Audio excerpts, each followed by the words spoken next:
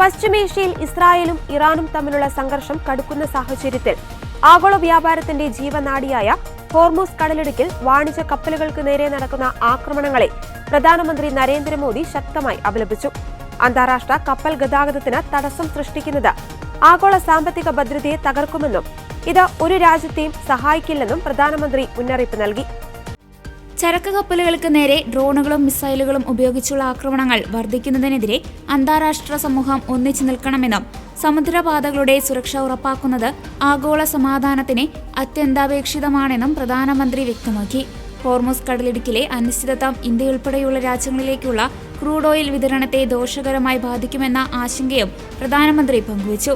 ലോകത്തിലെ എണ്ണ വ്യാപാരത്തിന്റെ വലിയൊരു ഭാഗം കടന്നുപോകുന്ന ഈ പാത തടസ്സപ്പെട്ടാൽ ഇന്ധനവില കുതിച്ചുയരാനും ആഗോള വിതരണ ശൃംഖല താറുമാറാകാനും കാരണമാകുമെന്ന് അദ്ദേഹം ചൂണ്ടിക്കാട്ടി.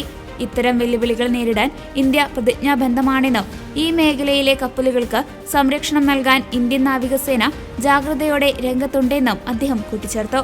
യുദ്ധ സാഹചര്യങ്ങൾ ഒഴിവാക്കി നയതന്ത്ര ചർച്ചകളിലൂടെ പ്രശ്നപരിഹാരം കണ്ടെത്തണമെന്ന ഇന്ത്യയുടെ നിലപാട് അദ്ദേഹം ഒരിക്കൽ കൂടി ആവർത്തിച്ചു.